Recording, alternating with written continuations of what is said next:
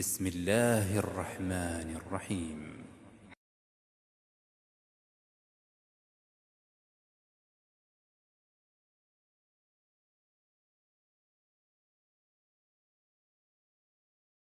السلام عليكم ورحمة الله. الحمد لله رب العالمين. نصلي ونسلم على نبينا محمد وآله وأصحابه وسلم. വളരെ പ്രിയമുള്ള ഗുരുനാഥൻ CP ഉമർ സുല്ലമി അവറുകളെ, പ്രിയപ്പെട്ട അധ്യക്ഷൻ, വളരെ പ്രിയങ്കരനായ VP മുഹമ്മദ് അലി സാഹിബ്, ഇസ്ലാഹി സെൻ്ററിൻ്റെ പ്രിയപ്പെട്ട ഭാരവാഹികളെ,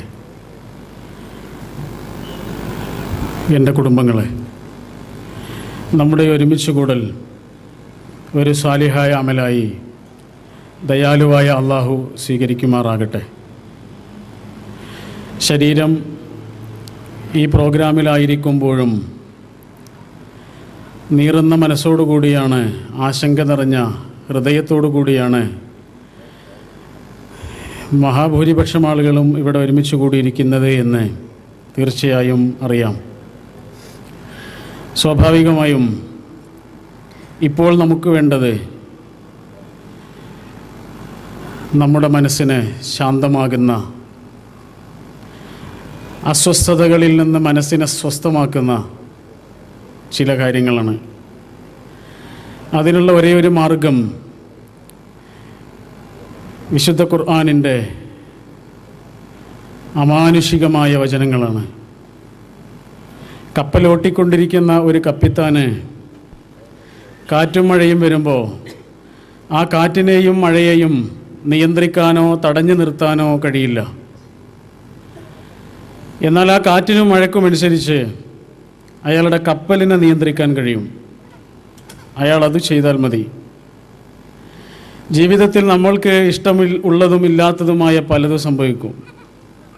അതിനെ ഒന്ന് തടഞ്ഞു നിർത്താൻ ഒരു പക്ഷേ നമ്മളെ കൊണ്ട് കഴിയണമെന്നില്ല. പക്ഷേ എന്ത് സംഭവിച്ചാലും, ഏതു രീതിയിലുള്ളത് ജീവിതത്തിൽ സംഭവിച്ചാലും, അതിനനുസരിച്ച് ജീവിതമാകുന്ന കപ്പലിനെ തകരാതെയും തളരാതെയും നിലനിർത്താൻ നമുക്ക് കഴിയണം. അതിനുള്ള ഒരേ ഒരു മാർഗം വിശുദ്ധ ഖുർആൻ നമുക്ക് വരച്ചു കാണിച്ചു തരുന്നത് അചഞ്ചലമായ, അസാധാരണമായ, ഹൃദയത്തിൻ്റെ ആഴങ്ങളിലേക്ക് വേരൂന്നിയ ദൈവബോധമാണ്. അള്ളാഹുവിൻ്റെ തീരുമാനങ്ങളല്ലാതെ ഒന്നും നമ്മുടെ ജീവിതത്തിൽ സംഭവിക്കുന്നില്ല. യാദൃച്ഛികമായി സംഭവിച്ചു എന്ന് നമ്മൾ ചില കാര്യങ്ങളെക്കുറിച്ച് പറയാറുണ്ട്. നമുക്കാണ് അത് യാദൃച്ഛികം. അള്ളാഹുവിനെ സംബന്ധിച്ചിടത്തോളം അത് യാദൃച്ഛികമല്ല. അള്ളാഹുവിൻ്റെ ഇച്ഛയോടുകൂടിയല്ലാതെ ജീവിതത്തിലൊന്നും സംഭവിക്കുന്നില്ല.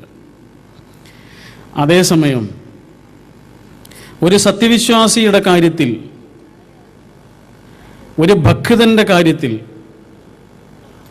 നല്ലതല്ലാതെ ഒന്നും അള്ളാഹു സംഭവിപ്പിക്കുകയില്ല. ഒരുപക്ഷെ നമ്മുടെ ഒറ്റ നോട്ടത്തിൽ അത് നല്ലതാകണമെന്നില്ല, നമുക്ക് ആ നിമിഷത്തിൽ നല്ലതാകണമെന്നില്ല. പക്ഷെ നല്ലതല്ലാത്തതൊന്നും ഒരു ഭക്തൻ്റെ ജീവിതത്തിൽ അള്ളാഹുവിനെ സൂക്ഷിച്ചുകൊണ്ട് പരമാവധി ആത്മശുദ്ധിയോടുകൂടി ജീവിക്കുന്ന ഒരാളുടെ ജീവിതത്തിൽ അയാളുടെ ജീവിതത്തിന് നന്മയല്ലാതെയൊന്നും അള്ളാഹു സംഭവിപ്പിക്കുകയില്ല. ഇത് അള്ളാഹുവിൻ്റെ വാഗ്ദാനമാണ്. അള്ളാഹുവിൻ്റെ വാഗ്ദാനമാണത്.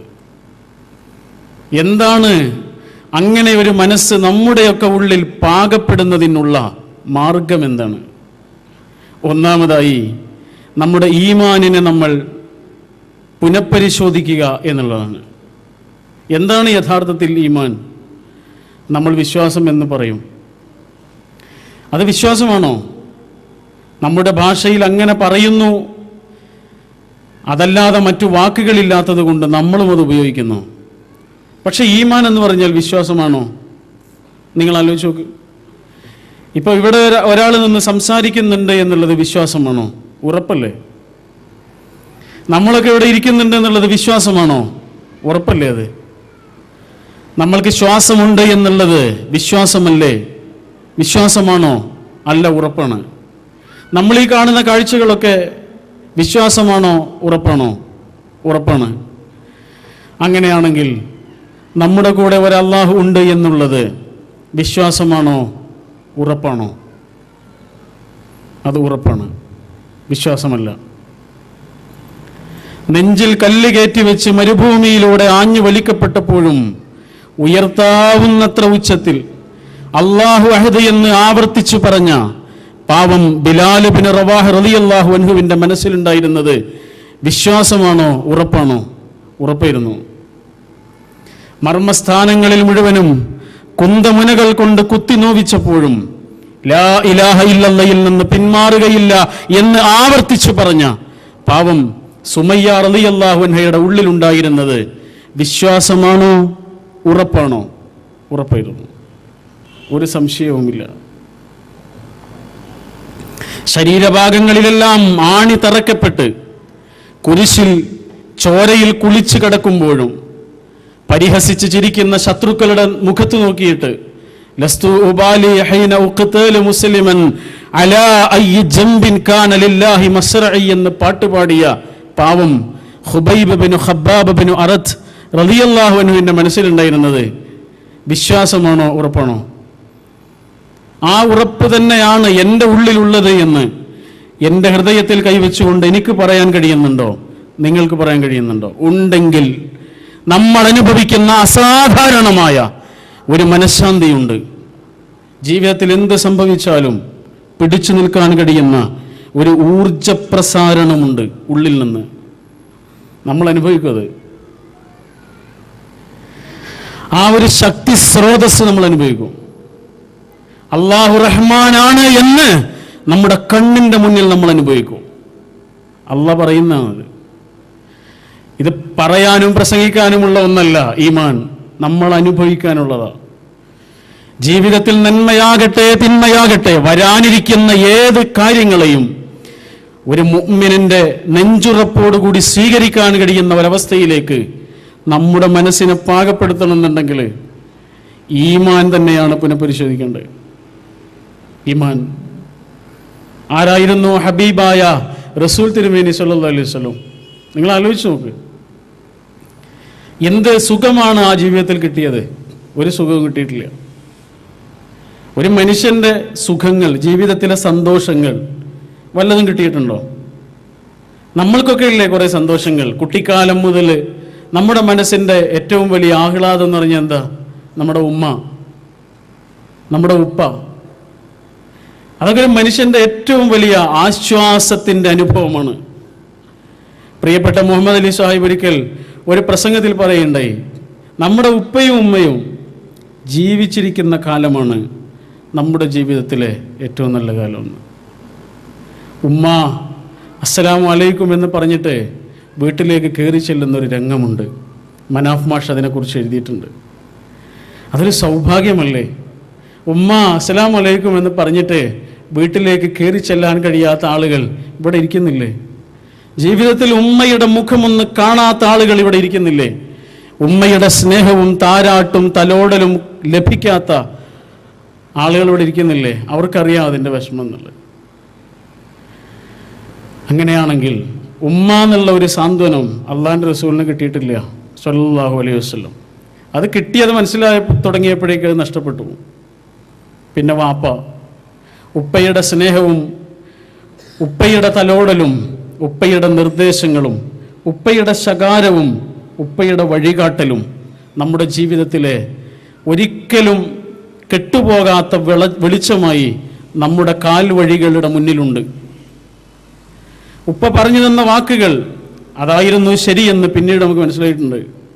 പറഞ്ഞപ്പോൾ നമുക്കത് മനസ്സിലായിട്ടില്ലായിരുന്നു. ഉപ്പയും ഉമ്മയും ലോകത്ത് എവിടെയെങ്കിലുമൊക്കെ ഉണ്ടായാൽ മതി, നമ്മുടെ കൂടെ അവരില്ലെങ്കിലും അവരവിടെ ഉണ്ടായാൽ മതി. നമുക്കതൊരാശ്വാസമാണ്. അവരവിടെ ഉണ്ടായാൽ മതി. വല്ലപ്പോഴും അവരെ ഒന്ന് വിളിക്കുന്നവരാകരുത് നമ്മൾ. കാരണം അവർ നഷ്ടപ്പെടുമ്പോഴേ അതറിയുള്ളൂ ആ സാന്ത്വനത്തിൻ്റെ വില എത്രയായിരുന്നു എന്ന്, ആ സാന്നിധ്യത്തിൻ്റെ അനുഭവം എത്രമേൽ മനോഹരമായിരുന്നു എന്ന്. അവർ ജീവിച്ചിരിക്കുന്ന കാലമാണ് ജീവിതത്തിലെ ഏറ്റവും നല്ല കാലമെന്ന് അവർ ജീവിച്ചിരിക്കുമ്പോഴാണ് നമുക്ക് മനസ്സിലാവേണ്ടത്. അങ്ങനെയാണെങ്കിൽ ഒരു വാപ്പയുടെ സാന്ത്വനം അള്ളാഹുവിൻ്റെ റസൂൽ അനുഭവിച്ചിട്ടില്ല. ഒരു ജ്യേഷ്ഠൻ, ഒരു അനുജൻ, എത്ര വലിയ സാന്ത്വനമാണത്. ഒരു കാര്യത്തിലൊരു അഭിപ്രായം ചോദിക്കാൻ, നമ്മുടെ ഒരു കാര്യം ഒന്ന് ഏൽപ്പിക്കാൻ, നമുക്കൊരു നിർദ്ദേശം ലഭിക്കാനെന്ന് കൂടിയാലോചന നടത്താൻ അവർ കൂടെ ഉണ്ടായാൽ മതി. അങ്ങനെ ഒരു അനുഭവം അള്ളാഹുവിൻ്റെ റസൂലിന് കിട്ടിയിട്ടുണ്ടോ? സല്ലല്ലാഹു അലൈഹി വസല്ലം കിട്ടിയിട്ടില്ല. ഒരു പെങ്ങള് എത്ര വലിയൊരു സാന്ത്വനമാണ്. അവരുടെ കൊഞ്ചലും അവരുടെ കൗതുകവും അവരുടെ സ്നേഹവും വാത്സല്യവും പിണക്കവും ഇണക്കവും എത്ര വലിയൊരു സാന്ത്വനമാണ് അള്ളാഹുവിൻ്റെ റസൂലിന് കിട്ടിയിട്ടില്ല സല്ലല്ലാഹു അലൈഹി വസല്ലം. ഒരാൺകുഞ്ഞ് എത്ര വലിയൊരു പ്രതീക്ഷയാണ് കിട്ടിയിട്ടില്ല. ആലോചിക്കണം. സന്തോഷങ്ങൾ എന്ന് പറയുന്നതൊന്നും അള്ളാഹുവിൻ്റെ റസൂലിൻ്റെ ജീവിതത്തിൽ അള്ളാഹു അധികം കൊടുത്തിട്ടില്ല. എന്നിട്ടും ആകാശത്തിൻ്റെ ചുവട്ടിൽ ഏറ്റവും സന്തോഷത്തോടു കൂടി ജീവിച്ച ആളായിരുന്നു നമ്മുടെ ഹബീബ് റസൂൽ തിരുമേനി സല്ലല്ലാഹു അലൈഹി വസല്ലം. എങ്ങനെ കഴിഞ്ഞു? ആകാശത്തിൻ്റെ ചുവട്ടിൽ ഏറ്റവും നല്ല ശാന്തമായ മനസ്സോടുകൂടി കിടന്നുറങ്ങിയ വ്യക്തിത്വമായിരുന്നു അള്ളാഹുവിൻ്റെ റസൂൽ സല്ലല്ലാഹു അലൈഹി വസല്ലം. എങ്ങനെ കഴിഞ്ഞു? അതിൻ്റെ കാരണമാണ് ആ ഈമാൻ. ഒന്നും യാദൃച്ഛികമായി സംഭവിക്കുന്നില്ല എന്ന് മനസ്സിലാക്കുന്ന ഒരു മനുഷ്യൻ്റെ ജീവിതത്തിൽ സംഭവിക്കാനിരിക്കുന്നതും സംഭവിച്ചു കഴിഞ്ഞതും സംഭവിച്ചുകൊണ്ടിരിക്കുന്നതുമായ സർവ്വതിനെയും പുഞ്ചിരിയോടുകൂടി സ്വീകരിക്കാൻ അയാൾക്ക് കഴിയും. വിഷമങ്ങളോട് പുഞ്ചിരിച്ചുകൊണ്ട് പ്രതികാരം ചെയ്യാൻ അയാൾക്ക് കഴിയും. സങ്കടങ്ങളെ ഹൃദയത്തിൻ്റെ ശാന്തത കൊണ്ട് നേരിടാൻ അയാൾക്ക് കഴിയും. അങ്ങനെ ഒരു ജീവിതമായിരുന്നു നമ്മുടെ ഹബീബിൻ്റെ ജീവിതം.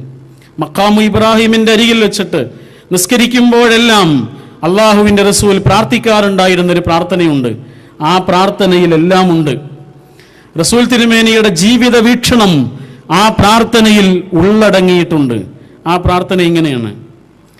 ഇത്തരമൊരു സാഹചര്യത്തിൽ, ഗൾഫ് ജീവിതത്തിലെ വളരെ നിർണായകമായൊരു ഘട്ടത്തിൽ നമ്മുടെ മനസ്സിൽ ഈ പ്രാർത്ഥന പിന്നെ കൊടുത്താൽ പോരെ? പിന്നെ കൊടുത്താൽ മതിയത്. ഇങ്ങനെ ഒരു പ്രാർത്ഥനയ്ക്ക് വളരെ പ്രസക്തിയുണ്ട്. നിങ്ങൾ ഈ പ്രാർത്ഥന ഒന്നുകിൽ മനഃപ്പാഠമാക്കണം, അല്ലെങ്കിൽ നിങ്ങളുടെ മൊബൈൽ ഫോണിലെങ്കിലും നിങ്ങളത് റെക്കോർഡ് ചെയ്യണം. കാരണം ആ പ്രാർത്ഥന കൊണ്ട് നമ്മൾ അനുഭവിക്കുന്ന ഒരു സാന്ത്വനമുണ്ട്. അത് അനുഭവിക്കുന്ന ആളുകൾ പറയുന്നതാ. ജീവിതത്തിലൊരു വിഷമസന്ധിയിൽ ആ പ്രാർത്ഥന ഒന്ന് നാവ് ഉച്ചരിക്കുമ്പോൾ, ആ പ്രാർത്ഥനയൊന്ന് ഓർത്തെടുക്കുമ്പോൾ മനസ്സനുഭവിക്കുന്ന ഒരു പ്രശാന്തതയുണ്ട്. കാരണം ആ പ്രാർത്ഥനയുടെ ആശയങ്ങൾ അങ്ങനെയാണ്. ആ പ്രാർത്ഥന കേട്ടോളൂ. അല്ലാഹുമ്മ ഇന്നി അസ്അലുക ഈമാനൻ യുബാശിറു ഖൽബി വയഖീനൻ സ്വാദിഖൻ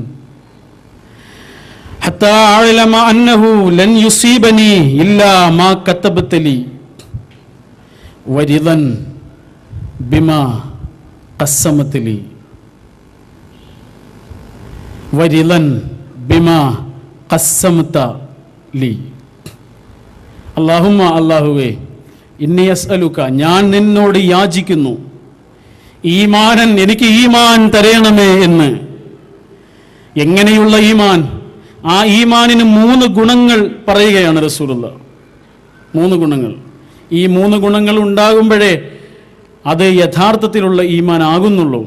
ഒന്നാമത്തെ വിശേഷണം യുബാശിറു ഖൽബി, യുബാശിറു ഖൽബി, എൻ്റെ ഖൽബിൻ്റെ ഉള്ളറകളിലേക്ക് ആഴ്ന്ന് ഇറങ്ങിയ ഈമാൻ. എൻ്റെ ഖൽബിൻ്റെ ഉള്ളറകളിലേക്ക് പറ്റിച്ചേർന്ന് കിടക്കുന്ന വേരുകളോടുകൂടിയ ഈമാൻ.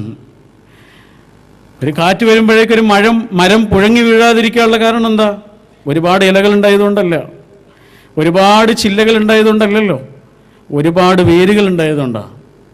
എങ്കിൽ അങ്ങനെയുള്ള വേരുകൾ, എൻ്റെ ഹൃദയത്തിൻ്റെ ഉള്ളറകളിലേക്ക് ആഴ്ന്നിറങ്ങിയ വേരുകളോടുകൂടിയ ഈമാൻ തരയണമേന്ന്. രണ്ടാമത്തെ വിശേഷണം വയഖീനൻ, അത് ദൃഢമാകണം. നിന്റെ പരീക്ഷണങ്ങളിൽ പതറാത്തതാകണം ആ ഈമാൻ. നീ എനിക്ക് തരുന്ന വിഷമങ്ങളിലും പതറാത്തതായിരിക്കണം ആ ഈമാൻ. നീ എനിക്ക് തരുന്ന സന്തോഷങ്ങളിലും പതറാത്തതായിരിക്കണം ആ ഈമാൻ. അതാണ് യഖീൻ. മൂന്നാമത്തേത് സ്വാദിഖൻ ആണ്.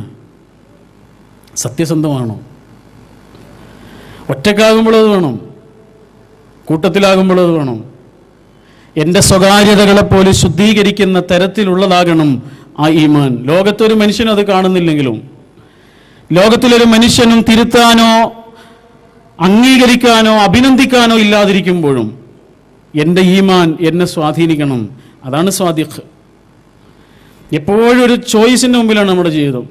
എപ്പോഴും നമ്മുടെ മുമ്പിൽ നമ്മുടെ കമ്പ്യൂട്ടറുണ്ട്, അതിൻ്റെ മുന്നിൽ കീബോർഡുണ്ട്, നമ്മുടെ കയ്യിൽ മൗസുണ്ട്, ആ കമ്പ്യൂട്ടറിൽ ഇൻ്റർനെറ്റ് കണക്ഷനുണ്ട്. ആ മൗസ് ഉപയോഗിച്ച് ആ കീബോർഡ് ബട്ടൺ അമർത്തിയിട്ട് ആ ഇൻ്റർനെറ്റ് സംവിധാനം ഉപയോഗിച്ചിട്ട് അള്ളാഹുവിന് ഇഷ്ടമല്ലാത്ത പലതിലേക്കും വേണമെങ്കിൽ നമ്മുടെ കണ്ണുകൊണ്ട് പാപം ചെയ്യാം.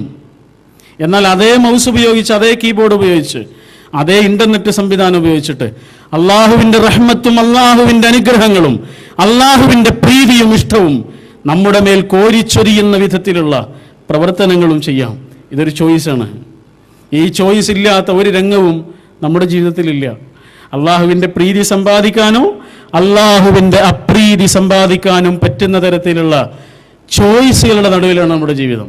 അവിടെ ഈമാൻ സ്വാധീനിക്കണമെന്നുണ്ടെങ്കിൽ ആ ഈമാൻ സത്യസന്ധമാകണം. ഇനി റസൂൽ എന്ന് പറയുന്നത് ഈ ഈമാൻ കൊണ്ട് ഉണ്ടാകേണ്ട 2 ഗുണങ്ങളാണ്. അതാണ് ഇന്ന് നമുക്ക് ആവശ്യം. അതിനു വേണ്ടിയാണ് ആ പ്രാർത്ഥന നമ്മൾ പഠിപ്പിക്കുന്നത്, അല്ലെങ്കിൽ നമ്മൾ പഠിക്കുന്നത്.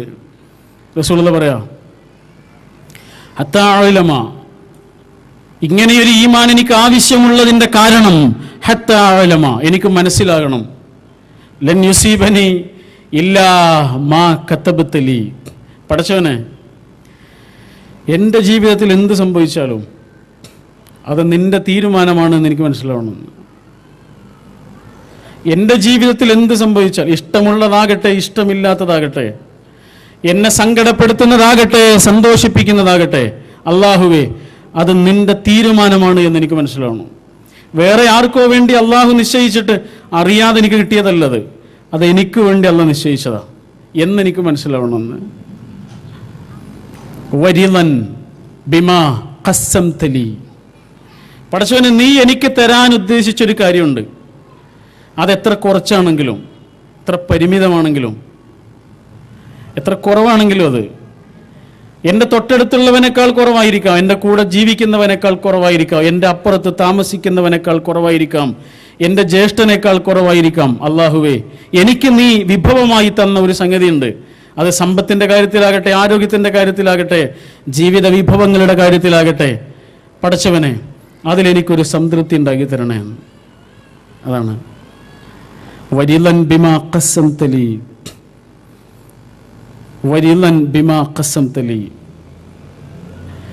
ജീവിതത്തെ ആകെ നമുക്കൊരു പോസിറ്റീവായിട്ട് കാണാൻ കഴിയും. അതാണ് ഈമാനിൻ്റെ ഏറ്റവും വലിയൊരു സമ്മാനം. നിങ്ങൾ ആലോചിച്ച് നോക്കൂ, തവക്കുല് ആണ് തൗഹീദിൽ നിന്ന് നമുക്ക് കിട്ടുന്ന ഏറ്റവും വലിയ സമ്മാനം. മനസ്സമാധാനമായിരിക്കും നമുക്ക്. അതല്ലേ ജീവിതത്തിൽ ഏറ്റവും വലിയ ഘടകം. അത് നഷ്ടപ്പെട്ടാൽ പിന്നെ എന്ത് കിട്ടിയിട്ട് എന്താ കാര്യം?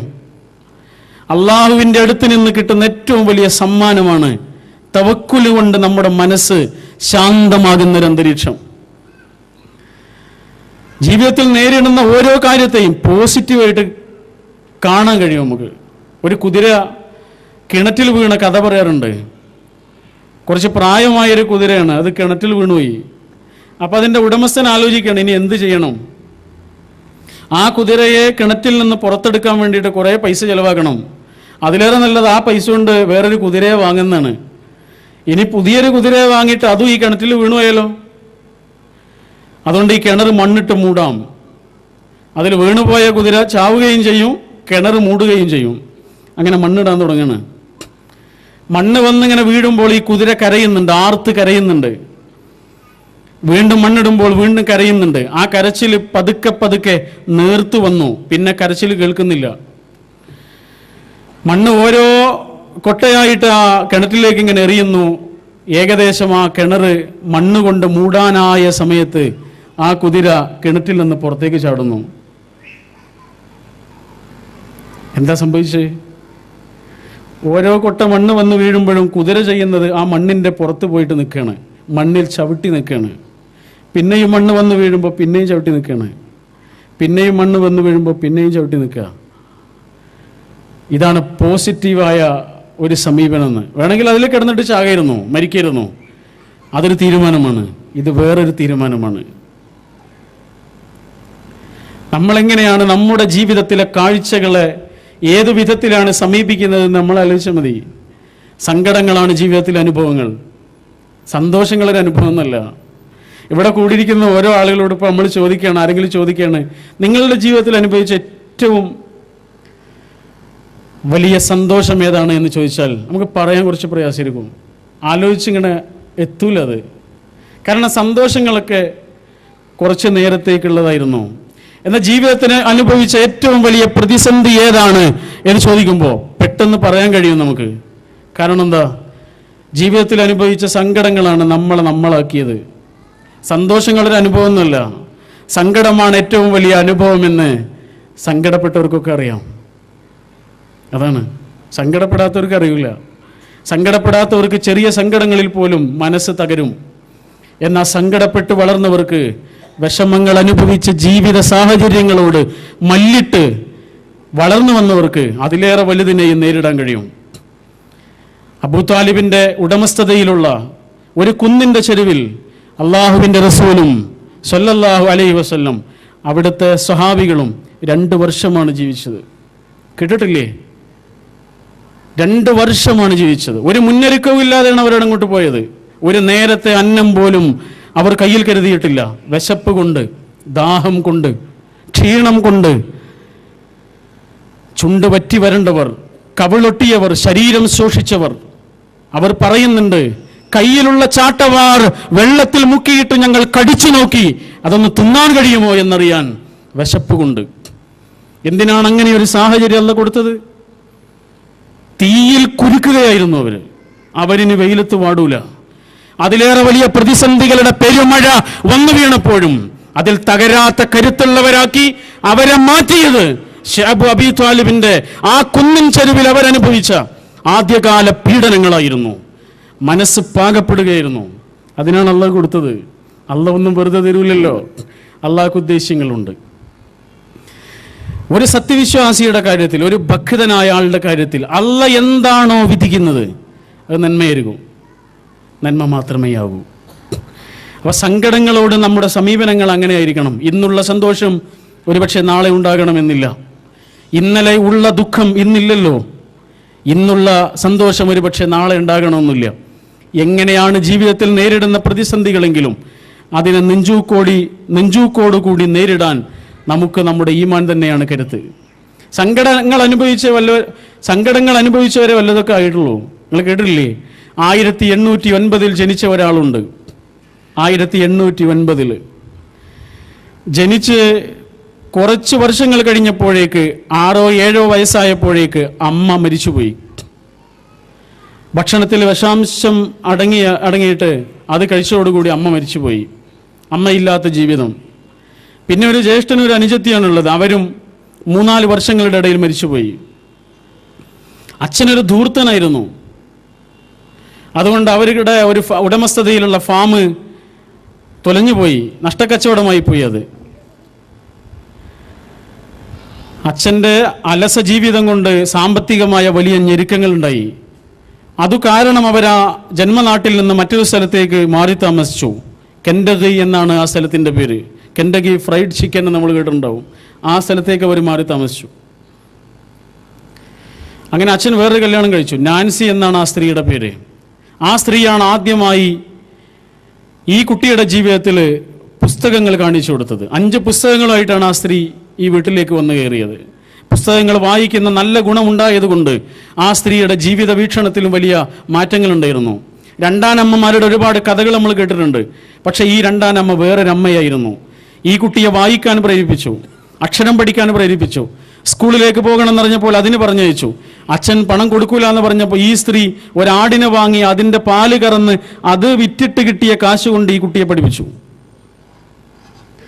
പക്ഷേ പഠനം മുന്നോട്ട് കൊണ്ടുപോകാൻ കഴിഞ്ഞില്ല, സാമ്പത്തികമായ പ്രയാസങ്ങൾ കൊണ്ട്. അവൻ പഠനം 12-ാം വയസ്സിൽ അവസാനിപ്പിച്ചിട്ട് കച്ചവടത്തിന് ഇറങ്ങി. കച്ചവടം അത്യാവശ്യം നല്ല ഒരവസ്ഥയിലെത്തി, പിന്നെ അത് പൊളിഞ്ഞുപോയി. അവന് നല്ല സാമൂഹിക ബോധമുള്ള ഒരാളായിരുന്നു, പ്രസംഗിക്കാൻ വലിയ ആഗ്രഹമുള്ള ആളായിരുന്നു. ചെടികളുടെ മുന്നിൽ പോയിട്ട് അവൻ പ്രസംഗിക്കും, കസേരകൾ നിവർത്തിയിട്ടിട്ട് പ്രസംഗിക്കും, പ്രസംഗിക്കാനുള്ള ആഗ്രഹം കൊണ്ട്. സാമൂഹിക പ്രവർത്തകനായതുകൊണ്ട് അവനെ ആളുകളെല്ലാം കൂടി ഒരു തെരഞ്ഞെടുപ്പിൽ മത്സരിപ്പിച്ചു. അവൻ ജയിച്ചു.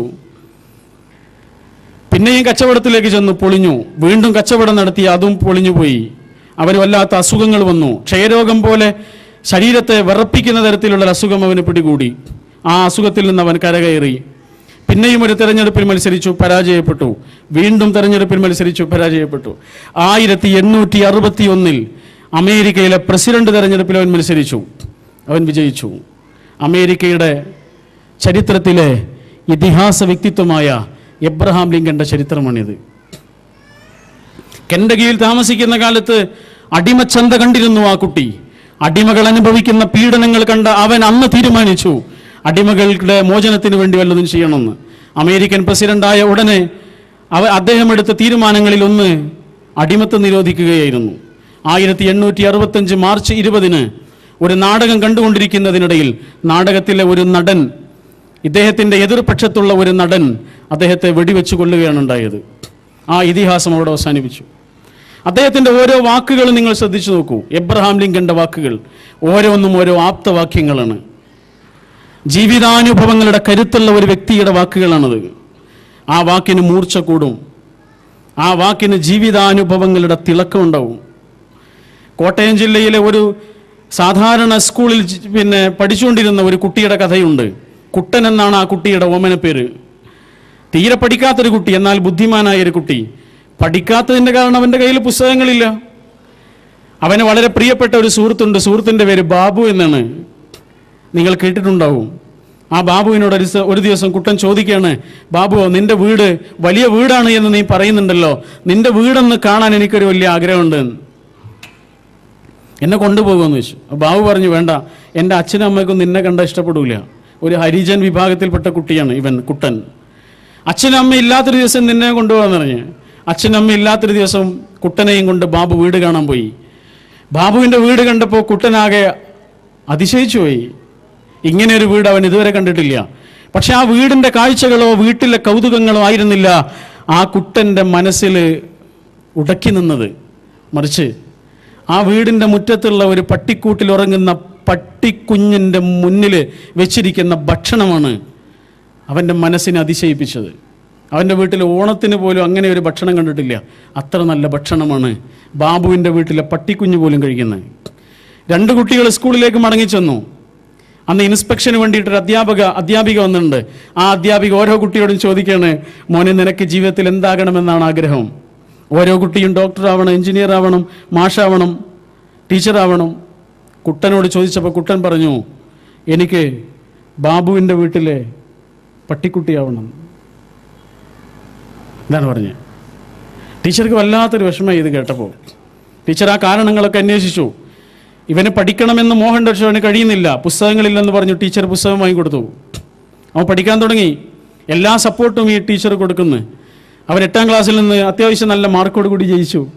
9ൽ നിന്ന് ജയിച്ചു, 10ൽ നിന്ന് റാങ്കോട് കൂടി ജയിച്ചു. എറണാകുളം മഹാരാജാസ് കോളേജിലാണ് അവൻ ഉപരിപഠനത്തിന് ചേർന്നത്. പിന്നെ ഡൽഹി യൂണിവേഴ്സിറ്റിയിൽ അവന് ഉപരിപഠനത്തിന് ചേർന്നു.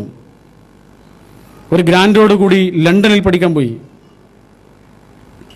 ലണ്ടനിലെ പഠനത്തിന് ശേഷം യൂണിവേഴ്സിറ്റിയിൽ നിന്ന് അവൻ തിരിച്ചു പോരുമ്പോൾ അവൻ്റെ വൈസ് ചാൻസലർ അവൻ്റെ കയ്യിലൊരു കത്ത് കൊടുത്തിട്ട് പറഞ്ഞു, നിങ്ങളുടെ രാജ്യത്തിൻ്റെ പ്രധാനമന്ത്രി ശ്രീ നെഹ്റുവിന് ഈ കത്ത് കൊടുക്കണമെന്ന് പറഞ്ഞു. അവൻ ഡൽഹിയിൽ വന്ന് അപ്പോയിൻമെൻ്റ് എടുത്തിട്ട് നെഹ്റുവിൻ്റെ അടുത്ത് ചെന്നിട്ട് ഈ കത്ത് കൊടുത്തു. നെഹ്റു ഈ കത്ത് വായിച്ചിട്ട് ഇവനൊന്ന് നോക്കി. കാരണം ഈ കത്തിൽ പറയുന്നത് ഇവനെക്കുറിച്ചാണ്. ഈ കുട്ടി അപാരമായ പൊട്ടൻഷ്യലുള്ള സാധ്യതകളുള്ള ഒരു കുട്ടിയാണ്.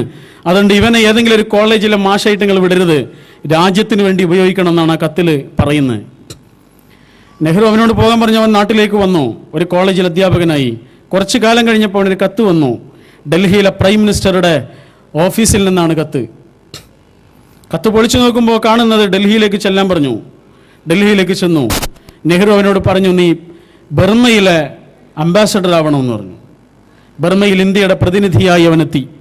ഒരുപാട് രാജ്യങ്ങളിൽ ഇന്ത്യയുടെ പ്രാതിനിധ്യം അവൻ വഹിച്ചു. അവൻ പഠിച്ച് വളർന്ന ലണ്ടനിലും വലിയൊരു ഓഫീസിൻ്റെ അധികാരിയായി അവൻ മാറി.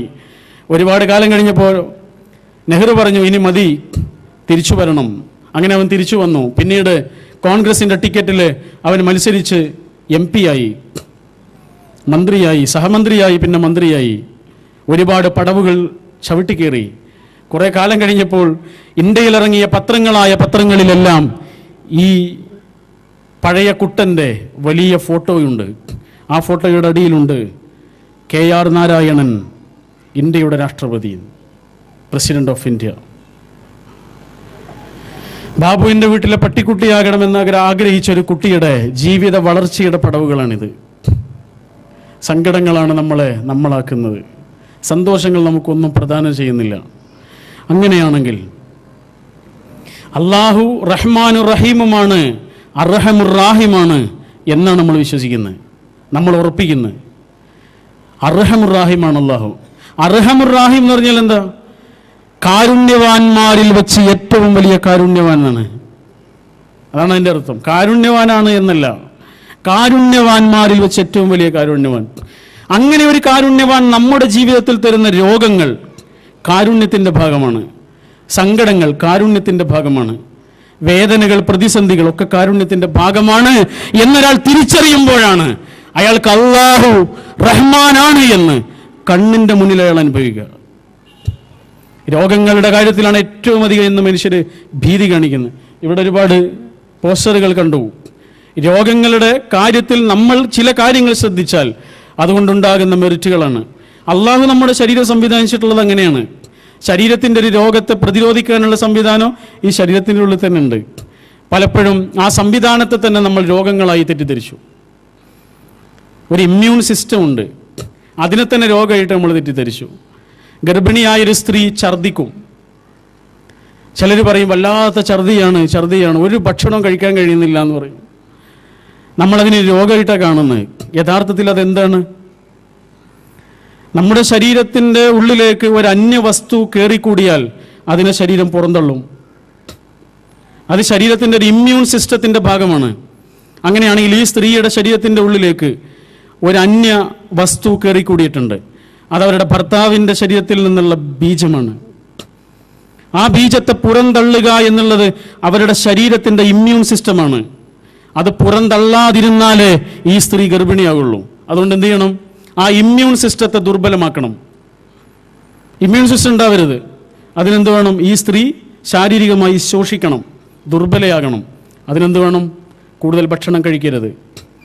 ഭക്ഷണം കഴിച്ചാലോ അത് പുറന്തള്ളും. സംഭവിക്കുന്നത് എന്താണ്? ആ ബീജം അവിടെ നിലനിർത്തണമെന്നുണ്ടെങ്കിൽ അവരുടെ ഇമ്മ്യൂൺ സിസ്റ്റത്തെ, അതൊരു റെസിസ്റ്റിംഗ് മെക്കാനിസമാണ് അള്ളാഹു ഇതിൻ്റെ ഉള്ളിലുണ്ടാക്കിയിരിക്കുന്നത്. ആലോചിച്ച് നോക്കൂ, നമ്മൾ അതിനെ രോഗമായിട്ട് മാറ്റി ആശുപത്രിയിലേക്ക് ഓടുന്നു. ഏതൊരു മെഡിക്കൽ ഷോപ്പിൽ ചെന്ന് നിങ്ങൾ ചോദിച്ചു നോക്കൂ, ഏറ്റവും അധികം ചിലവാകുന്ന മരുന്ന് ഏതാണ് എന്ന് ചോദിച്ചാൽ, ഗുളികകൾ ഏതാണെന്ന് ചോദിച്ചാൽ, ടാബ്ലറ്റിനെ പറ്റി ചോദിച്ചാൽ അവർ പറയും ആൻറ്റി ഹിസ്റ്റമിൻ, ആൻറ്റി അലർജിക്, ഇങ്ങനെയുള്ള മരുന്നുകളാണ് ഏറ്റവും അധികം വിറ്റഴിക്കപ്പെടുന്നത്. ജലദോഷത്തിന്, പനിക്ക്, കഫക്കെട്ടിന്, ഇതിനൊക്കെയാണ് ആ മരുന്ന്. ആ മരുന്ന് കുടിക്കുന്നതോടുകൂടി രോഗം മാറുകയല്ല, രോഗം മാറുക തന്നെയാണ്, ഇല്ലാതാവുകയല്ല, വേറൊരു രോഗമായി മാറുന്നു. അതാ സംഭവിക്കുന്നത്. ആധുനിക വൈദ്യം ഉണ്ടാക്കിയിരിക്കുന്ന ഏറ്റവും വലിയൊരു അപാകതയാണത്. നമ്മൾ പറയും രോഗം മാറുകയാണ്. രോഗം മാറുക എന്നുള്ളത് പോസിറ്റീവായൊരു സെൻസിലല്ല ഇന്ന് സംഭവിക്കുന്നത്. ഒരു രോഗം മറ്റൊരു രോഗമായിട്ട് മാറുന്നു. ചെറിയൊരു രോഗം ഗുരുതരമായ രോഗമായി മാറുന്നു. രോഗം മാറുന്നു. മനസ്സാണ് ചികിത്സിപ്പിക്കപ്പെടേണ്ടത്. ഖുർആൻ 13 സ്ഥലങ്ങളിലാണ് മറല് എന്നുപയോഗിച്ച് രോഗം. ആ 13 സ്ഥലങ്ങളിലും ഖുർആൻ ഉപയോഗിച്ചത് എന്താ? കയ്യിൻ്റെ രോഗമല്ല, കണ്ണിൻ്റെ രോഗമല്ല, ഖൽബിൻ്റെ രോഗമാണ്. കാലാകാലങ്ങളിലുമുള്ള മനുഷ്യരെ പിടികൂടുന്ന, മരുന്ന് കണ്ടുപിടിച്ചിട്ടില്ലാത്ത, ടോണിക്ക് കൊണ്ട് മാറാത്ത, വൈദ്യം കൊണ്ട് മാറാത്തൊരു രോഗമുണ്ട് മനുഷ്യന്. അത് ഖൽബിൻ്റെ രോഗമാണ്. ഫീ ഖുലൂബിഹിം മറൽ. ഒരു സ്ഥലത്ത് പറഞ്ഞു ഫസാദഹുമുല്ലാഹു മറലാ. എന്താണ് ഖൽബിൻ്റെ രോഗം? മനസ്സിൻ്റെ അസുഖങ്ങളാണത്. രോഗങ്ങളായി നമുക്ക് ചില കാര്യങ്ങളെ തോന്നുന്നത് പോലും ഈ മനസ്സിൻ്റെ രോഗമാണ്.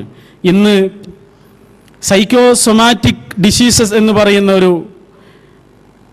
വൈദ്യ വിഭാവനയുണ്ട്. സൈക്കോസൊമാറ്റിക് ഡിസീസസ്, മനോശാരീരിക രോഗങ്ങൾ. മനോശാരീരിക രോഗങ്ങൾ ശരീരത്തിനാണെന്ന് തോന്നും, യഥാർത്ഥത്തിൽ അത് മനസ്സിനാണ്. എവിടെ പോയിട്ടും മാറുന്നില്ല, ഒരു വൈദ്യന്മാർക്കും മനസ്സിലാവുന്നില്ല, എന്താണെന്നറിയില്ല എന്ന്. സൈക്കോസൊമാറ്റിക്കാണ്. വൈദ്യശാസ്ത്രത്തിലൊരു ഭാഗമുണ്ട്, പ്ലേസിബോ എഫക്റ്റ് എന്നാണ് അതിന് പറയാം. എന്ന് പറഞ്ഞാൽ ഒരാളുടെ അസുഖം ഡോക്ടർക്ക് മനസ്സിലാകും അത് ശരീരത്തിൻ്റെതല്ല, മനസ്സിനാണ്. അപ്പോൾ അയാൾക്ക് എന്തെങ്കിലും ഒരു ചെറിയ ഗുളി കൊടുക്കും, വല്ല പാരസെറ്റമോളാണ് കൊടുക്കുക. എന്നിട്ട് പറയും ലോകത്ത് നിങ്ങളുടെ ഈ അസുഖത്തിന് കണ്ടുപിടിച്ചിട്ടുള്ള ഏറ്റവും നല്ല മരുന്നാണ്. അയാളത് കുടിക്കും, അസുഖം മാറും. അതാണ് പ്ലേസിബോ എഫക്റ്റ് എന്ന് പറയുന്നത്. കാരണം അയാളുടെ രോഗം ശരീരത്തിനല്ല, മനസ്സിനാണ്. ഇനി ഖുർആനിൻ്റെ ആ വചനം ഒന്ന് ആലോചിച്ച് നോക്കൂ. ഫീ ഖുലൂബിഹിം മറദ്, ഫീ ഖുലൂബിഹിം മറദ്, ഹൃദയത്തിലാണ് അസുഖം എന്ന്. ഓ എൻട്രി എന്ന് പറഞ്ഞാൽ വളരെ പ്രസിദ്ധനായൊരു നോവലിസ്റ്റ് ഉണ്ട്. അദ്ദേഹത്തിൻ്റെ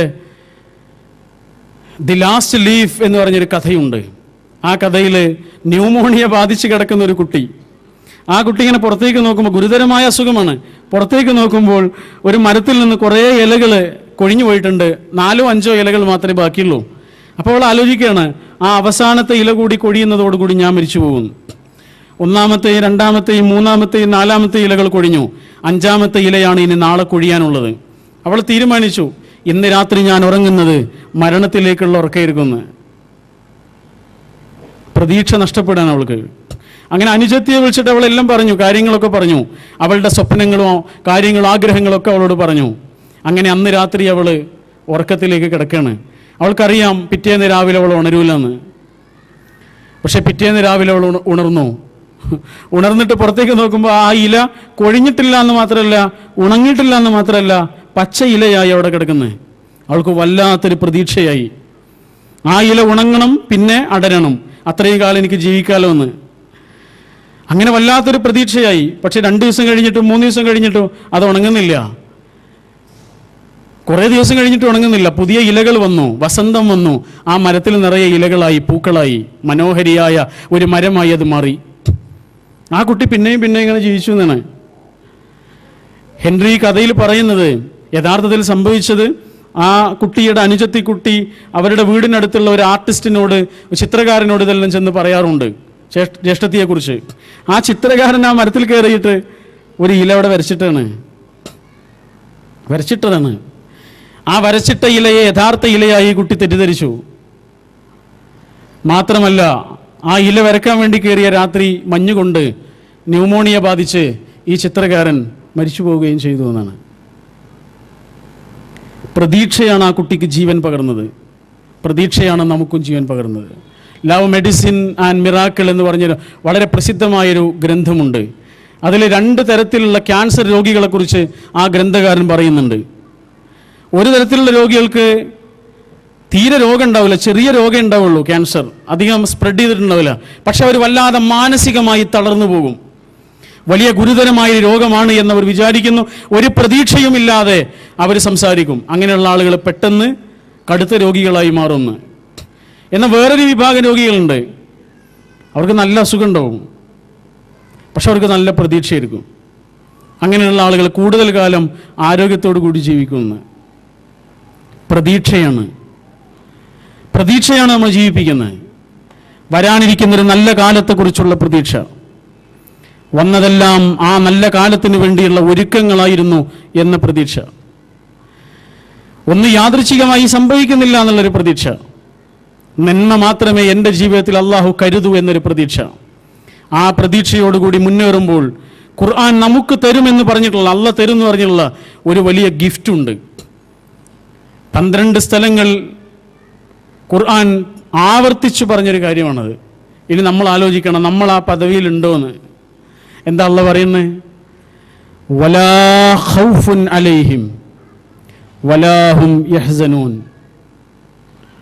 നമ്മളെ കുറിച്ച് പറഞ്ഞതാ, ഈമാൻ അനുഭവിക്കുന്ന ആളുകളെ കുറിച്ച് പറഞ്ഞതാ. അവർക്ക് 2 കാര്യങ്ങൾ ഉണ്ടാവില്ല എന്ന്. ഒന്നാമതായി പറഞ്ഞു വലാ ഖൗഫുൻ അലൈഹിം, അവർക്ക് പേടി ഉണ്ടാവില്ല. അല്ലാഹ് എന്നുള്ളൊരു പേടി ഉണ്ടാകുന്നതോടുകൂടി പിന്നെ ഒരു പേടി ഉണ്ടാവില്ല. അല്ലാ എന്നൊരു പേടി ഉള്ളിലേക്ക് കടക്കുന്നതോടുകൂടി പിന്നൊരു പേടി ഉണ്ടാവില്ല. അതാണത്. ആശങ്കകൾ ഉണ്ടാവില്ല. രണ്ടാമതായി പറഞ്ഞതാ വലാഹും യഹ്സനൂൻ, അവർക്ക് സങ്കടങ്ങൾ ഉണ്ടാവില്ല. അവർ കരയുന്നുണ്ടാകും, കണ്ണ് നിറയുന്നുണ്ടാകും, പക്ഷെ കൽബ് ഇടയൂല, കൽബ് പെടയൂല. അതാണ് വലാഹും യഹ്സനൂൻ. ദുഃഖങ്ങളോ പേടിയോ ഉണ്ടാവില്ല.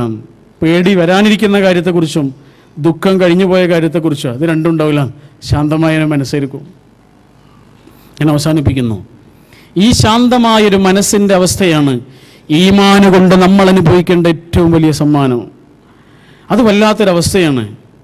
നമ്മുടെ ജീവിത കാഴ്ചകൾ മുഴുവനും ഹൃദയശാന്തിയോടുകൂടി നമുക്ക് അനുഭവിക്കാൻ കഴിയും. അങ്ങനെയുള്ളവരിൽ ഉൾപ്പെടുക എന്നുള്ളത് ഒരു സൗഭാഗ്യമാണ്. ആ സൗഭാഗ്യത്തിന് വേണ്ടിയുള്ള പ്രാർത്ഥനയാണ് നേരത്തെ നമ്മൾ പറഞ്ഞ ആ പ്രാർത്ഥന. ഇവിടെ നമുക്ക് പലതും നഷ്ടപ്പെടുന്നുണ്ടാവും. പക്ഷേ നഷ്ടപ്പെട്ടതെല്ലാം തിരിച്ചു കിട്ടുകയും തിരിച്ചു കിട്ടിയതൊന്നും പിന്നെ ഒരിക്കലും നഷ്ടപ്പെടാത്തതുമായൊരു ലോകത്തെക്കുറിച്ചുള്ള പ്രതീക്ഷയാണത്. അല്ലാഹ് എന്നുള്ളൊരു അനുഭവം കൊണ്ട് നമ്മൾ അനുഭവിക്കുന്നൊരു ശാന്തിയാണത്. ഖുർആൻ പറഞ്ഞിട്ടുണ്ട്, ഇദാ ദുക്കിറല്ലാഹ് വജിലത് ഖുലൂബുഹും. അല്ലാഹ് എന്നുള്ളൊരു പേര് കേട്ടാൽ ഖൽബ് പെടയുന്ന ചില ആളുകളെ കുറിച്ച് പറഞ്ഞിട്ടുണ്ട്. അങ്ങനെ ഒരു അനുഭവം ആലോചിച്ച് നോക്കും നമ്മൾ. എന്താണ് ആ അനുഭവം? അല്ലാഹ് എന്ന് പറഞ്ഞു കേട്ടാൽ അവരുടെ ഖൽബ് പെടയുന്നു. എൻ്റെ ഒരു ജ്യേഷ്ഠൻ 27ാമത്തെ വയസ്സിലാണ് മരിച്ചുപോയത്. ഇതിൽ പല ആളുകളുടെയും സുഹൃത്താണ്. അസ്ലം എന്നായിരുന്നു അവൻ്റെ പേര്. 2006 അവൻ മരിച്ചത്. അവൻ്റെ പേരാണ് എൻ്റെ കുഞ്ഞിനിട്ടിട്ടുള്ളത്, അസ്ലം. പക്ഷെ ആ പേര് ഞങ്ങളുടെ വീട്ടിൽ ആരും അവനെ വിളിക്കാറില്ല. കാരണം ആ പേര് ഉയർന്നു കേട്ടാൽ ഉമ്മ കരയും, ആ പേര് ഉയർന്നു കേട്ടാൽ ഉപ്പൻ്റെ കണ്ണ് നിറയും. അതുകൊണ്ട് ആരും അവനെ വിളിക്കില്ല. ഒരാളുടെ പേര് കേൾക്കുമ്പോഴേക്ക്, വർഷങ്ങളുടെ മുന്നിൽ നമ്മളിൽ നിന്ന് വിട്ടുപോയ ഒരാളുടെ പേര് കേൾക്കുമ്പോഴേക്ക് മനസ്സിലൊരു പെടച്ചിലുണ്ടാകുന്ന അനുഭവം ആലോചിച്ച് നോക്കൂ. നിങ്ങളുടെ ഒക്കെ ജീവിതത്തിലുണ്ടാവും ഇങ്ങനെ. അങ്ങനെയാണെങ്കിൽ ഒരു പേര് കേൾക്കുമ്പോഴേക്ക് നമ്മുടെ കണ്ണ് നിറയുകയും ഹൃദയം വിചാരങ്ങൾ കൊണ്ട് നിറയുകയും ചെയ്യുന്നൊരവസ്ഥ, അത് അല്ലാഹ് എന്നുള്ളൊരു പേര് കേൾക്കുമ്പോഴാണ്. അങ്ങനെ ഒരു അനുഭവം നമുക്കുണ്ടെന്ന് ആലോചിച്ച് നോക്കൂ. വല്ലാത്തൊരു ഭാഗ്യമാണത്. അതുള്ളവരിവിടെ ഉണ്ടാവാം. അവരനുഭവിക്കുന്നൊരു ശാന്തതയുണ്ട്. അവരൊക്കെ ഭാഗ്യവാന്മാരാണ്. കാരണം അത്രയും അല്ലാഹ് ഉള്ളിൽ നിറയുമ്പോഴേ അത് സംഭവിക്കുകയുള്ളൂ. ഒരാൾ നമ്മുടെ മനസ്സിൽ നിറയുമ്പോൾ നമ്മുടെ കണ്ണ് നിറയുന്നില്ലേ? അങ്ങനെയാണെങ്കിൽ അല്ലാഹ് അത്രയും മനസ്സിലാണ് നിറയുമ്പോൾ അള്ളാഹിനെ കുറിച്ച് പറയപ്പെട്ടാൽ കണ്ണണ് നിറയും. കാരണം എന്താ? നിറച്ചിലിൻ്റെ കാരണം. അങ്ങനെ നിറയാനുള്ള കാരണം എന്താണ്? ആ അള്ളാഹുവിൽ നിന്ന് ഞാൻ അകന്നു പോയല്ലോ എന്നുള്ള സങ്കടമാണത്. വേറൊന്നുമല്ല. നമ്മളൊരു തെറ്റ് ചെയ്യുമ്പോൾ സംഭവിക്കുന്നത് എന്താണ്? ആ അള്ളാഹുവിൽ നിന്ന് നമ്മൾ അകലാണ്. പിന്നെയും ചെയ്യുമ്പോഴോ പിന്നെയും അകലും, പിന്നെയും ചെയ്യുമ്പോഴോ പിന്നെയും അകലും. നമ്മളങ്ങനെ അകലും. അള്ളാഹു അകലുന്നുണ്ടോ? അള്ളാഹ് അകലുന്നില്ല. നമ്മൾ തിരിച്ചു വരുന്നത് കാത്തിരിക്കണം. സ്നേഹസമ്പന്നനായ രക്ഷിതാവ്, കരുണാവാനായ നാഥൻ, ആ ഒരു അനുഭവം ഒന്ന് ആലോചിച്ച് നോക്കൂ. അതാണ് ഈമാൻ. ആ ഈമാനിൻ്റെ ഒരു മാധുര്യത്തിലേക്ക് നമുക്കെത്താൻ കഴിയണം. ഒന്നും ഒരു പ്രശ്നമാവില്ല. മുന്നൊരുക്കങ്ങളോടുകൂടി നമ്മൾ ജീവിക്കും. എല്ലാത്തിനും വേണ്ടി നമ്മൾ ഒരുങ്ങുന്നില്ലേ? അങ്ങനെയാണെങ്കിൽ വരാനിരിക്കുന്ന സന്ദർഭങ്ങളോട് ഏറ്റുമുട്ടാനുള്ള ഒരു പാകപ്പെടൽ നമ്മുടെ മനസ്സിന് കൈവരും. ഇതൊന്നും ആവശ്യപ്പെടുന്നതാ ഈമാനിൻ്റെ ഒരവസ്ഥ. പരലോകം എന്നത് നമ്മുടെ ഏറ്റവും വലിയ പ്രതീക്ഷയാണ്. പരലോകം എന്നൊരു സംഗതി നമ്മൾ വിശ്വസിക്കുന്നവരാണെങ്കിൽ അതിനുവേണ്ടി നമ്മൾ ഒരുങ്ങണം. സ്വർഗം എന്നൊരു സംഗതി നമ്മൾ വിശ്വസിക്കുന്നുണ്ടെങ്കിൽ അതിനുവേണ്ടി ഒരുങ്ങണ്ടേ? നരകത്തിൽ ഞാനും നിങ്ങളും വിശ്വസിക്കുന്നുണ്ടെങ്കിൽ അതിൽ നിന്ന് രക്ഷപ്പെടണം. നരകത്തെക്കുറിച്ച് പറയുന്നതിലേറെ ഖുർആൻ സ്വർഗത്തെക്കുറിച്ച് പറയുന്നതിലേറെ നരകത്തെക്കുറിച്ചാണ് പറഞ്ഞുള്ളത്. കാരണം എന്താ? കാരണം എന്താണ്? സ്വർഗം നമുക്കൊക്കെ താങ്ങാൻ കഴിയും അല്ലേ? പക്ഷെ നരകം നമുക്ക് താങ്ങാൻ കഴിയൂല. നരകം നമുക്ക് താങ്ങാൻ കഴിയൂല എന്ന് നരകത്തെയും നമ്മളെയും പടച്ച അല്ലാഹ്ക്ക് അറിയാം. ആ നരകത്തിൽ നമുക്ക് ജീവിക്കാൻ കഴിയൂല എന്ന് പറഞ്ഞില്ലേ? ജീവിക്കാൻ കഴിയൂല എന്നുള്ളത് നമ്മുടെ പോരായ്മയാണ്. മരിപ്പിക്കൂല എന്നുള്ള അള്ളാഹിൻ്റെ തീരുമാനമാണ്. ജീവിതവും മരണവുമില്ല. എന്തായിരിക്കും അവസ്ഥ? രക്ഷപ്പെടണ്ടേ? വരാനിരിക്കുന്ന ഒരു വലിയ പ്രതിസന്ധിയല്ലേ അത്? ആ പ്രതിസന്ധിയുടെ മുന്നിൽ എല്ലാ പ്രതിസന്ധികളും നിസ്സാരമാണ്. അവിടേക്ക് വേണ്ടിയുള്ള മുന്നൊരുക്കത്തിൻ്റെ കാര്യത്തിൽ എത്ര ജാഗരൂകമാകുന്നുണ്ടോ നമ്മൾ, നമ്മുടെ കാര്യങ്ങൾ അള്ളാഹു എളുപ്പമാക്കി തരും. ഇത് അള്ളാന്റെ വാഗ്ദാനാണ്. അള്ളാഹിനെ സൂക്ഷിക്കുന്ന ഒരാൾക്ക് അള്ളാഹ് ഒരു പോംവഴി കാണിച്ചു കൊടുക്കുന്നു. മഖ്റജ്, എക്സിറ്റ്, അതാ ഒരു മഖ്റജ്. നമ്മൾ വിചാരിക്കാത്ത വിധത്തിലുള്ളൊരു വഴിയാണ് തുറന്നു കിട്ടും. ഈ സൂറത്തു ത്വലാഖില് 2-ാമത്തെ വചനത്തിന്റെ അവസാന വരി, അതാണ് നമ്മുടെ ഉദ്ഘാടകൻ ഇവിടെ സൂചിപ്പിച്ചത്. വമൻ യത്തഖില്ലാഹ് യജ്അൽ ലഹു മഖ്റജ വയർസുഖുഹു മിൻ ഹൈസു ലാ യഹ്തസിബ് വമൻ യതവക്കൽ അലല്ലാഹ് ഫഹുവ ഹസ്ബുഹു. അത്താഉസ്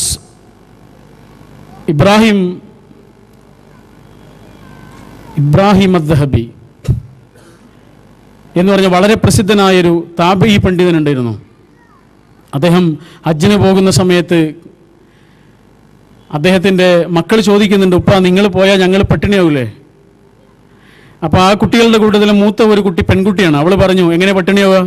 ഉപ്പാനെ നമ്മളെയൊക്കെ പോറ്റുന്നത് വേറൊരാളല്ലേ, അവരൊരു വഴി കാണിച്ചു തരും എന്ന് പറഞ്ഞു. ഇദ്ദേഹം ഹജ്ജിന് പോയി, കുട്ടികൾ പട്ടിണിയായി. അപ്പോൾ ഈ പെൺകുട്ടിക്ക് ആകെ ബേജാറായി. പഠിച്ചോലെ, ഞാൻ അങ്ങനെ പറയുകയും ചെയ്തു, എൻ്റെ ഈ അനുജത്തികൾ പട്ടിണിയാവുമല്ലോ എന്ന് പേടിച്ചിട്ട് അള്ളാഹിനോട് കരയാണ്, അള്ളാഹു ഒരു വഴി കാണിച്ചു തരണേ.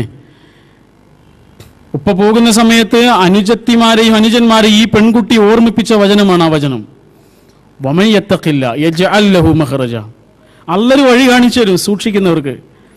അള്ളാഹു ഒരു വഴി കാണിച്ചു തരുന്നു മാത്രമല്ല, ജീവിത വിഭവങ്ങൾ എത്തിച്ചേരുന്ന, റിസ്ക് തരുന്ന. അതാണ് വയർസുഖുഹു മിൻ ഹൈസു ലാ യഹ്തസിബ് എന്ന് പറഞ്ഞാൽ. ഈ പെൺകുട്ടി കണ്ണീരണിഞ്ഞുകൊണ്ട് അള്ളാഹിനോട് പ്രാർത്ഥിച്ചു. ആ സമയത്ത് ഒരു യാത്രാ സംഘം വന്നു. അവർ ഈ കുട്ടികളോട് വെള്ളം ചോദിച്ചു. ആ കുട്ടികൾ വെള്ളം എടുത്തു കൊടുത്തു, നല്ല രുചികരമായ വെള്ളം. ഈ വെള്ളം കുടിച്ചിട്ട് ആ യാത്രാ സംഘം ചോദിച്ചു, ഇതാരുടെ വീടാണ്? ഉപ്പയുടെ പേര് പറഞ്ഞപ്പോൾ അവർക്കറിയാം, വലിയ പണ്ഡിതനാണ്. അദ്ദേഹത്തിൻ്റെ വീടാണോ ഈ ചെറിയ വീട്?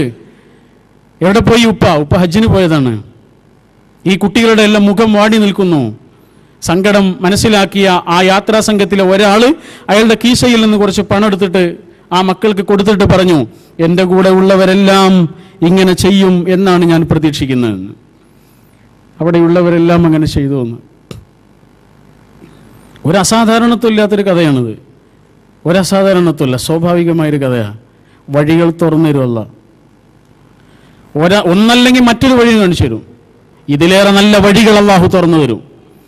ഇതിലേറെ വലിയ തുറസായ വഴികൾ അല്ലാഹു നമ്മുടെ മുന്നിൽ കാണിച്ചു തരും. അപ്പം നമുക്ക് മനസ്സിലാവും അള്ളാന്റെ റഹ്മത്ത്. ഈ വചനത്തിന്റെ സാരം മനസ്സിലാവും. എന്ത് വേണം?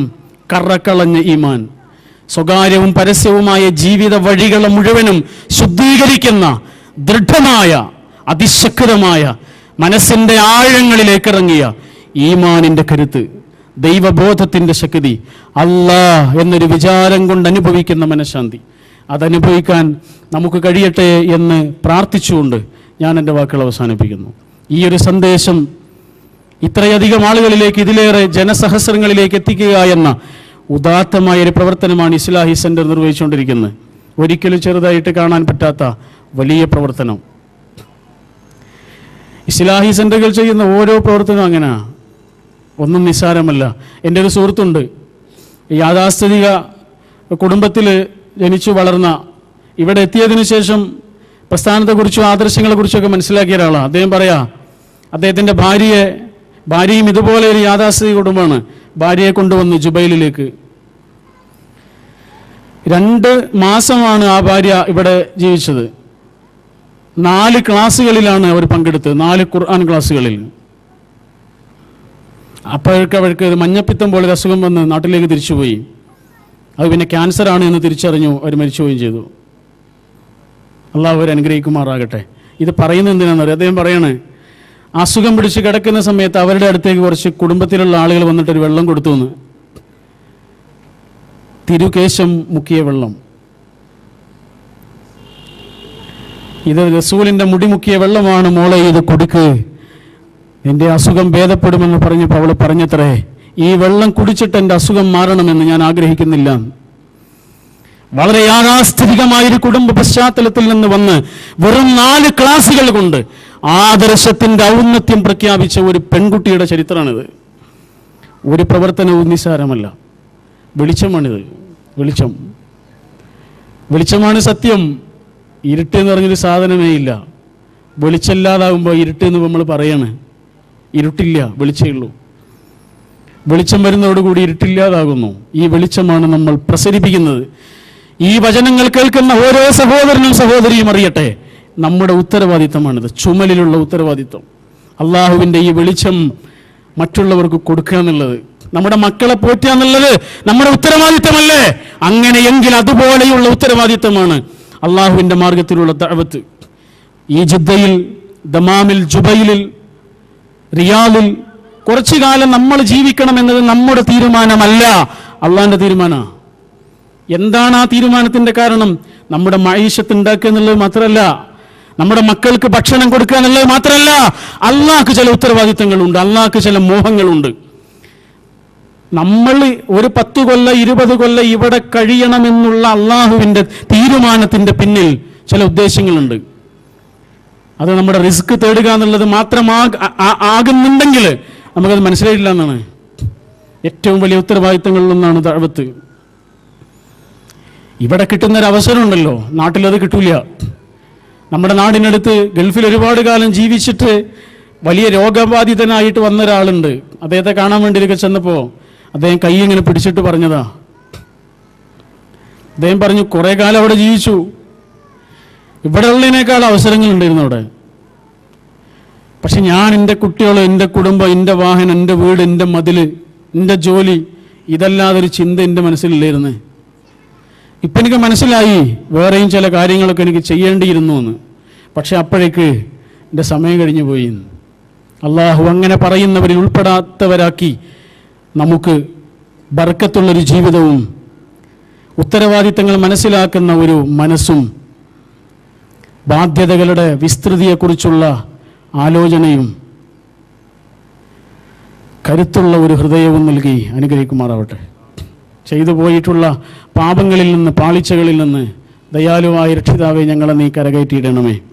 ജീവിതത്തിൽ പെട്ടെന്നുള്ള മരണത്തിൽ നിന്ന്, അപകടങ്ങളിൽ നിന്ന്, മഹാരോഗങ്ങളിൽ നിന്ന്, പ്രതിസന്ധികളിൽ നിന്ന്, കടുത്ത പ്രയാസങ്ങളിൽ നിന്ന്, അഭിമുഖീകരിക്കുന്ന തീക്ഷ്ണമായ വെല്ലുവിളികളിൽ നിന്ന് ഞങ്ങൾക്ക് നീ മോചനം നൽകണമേ നാഥ. അതൊന്നുമില്ലാത്തൊരു ജീവിതം ഞങ്ങൾക്ക് നീ പ്രദാനം ചെയ്യണമേ. അങ്ങനെ വല്ലതും സംഭവിച്ചാൽ പിടിച്ചു നിൽക്കാനുള്ള ഈമാൻ പ്രദാനം ചെയ്യണമേ. റബ്ബന ആതിനാ ഫിദ്ദുനിയ ഹസന വഫിൽ ആഖിറതി ഹസനതൻ വഖിനാ അദാബന്നാർ.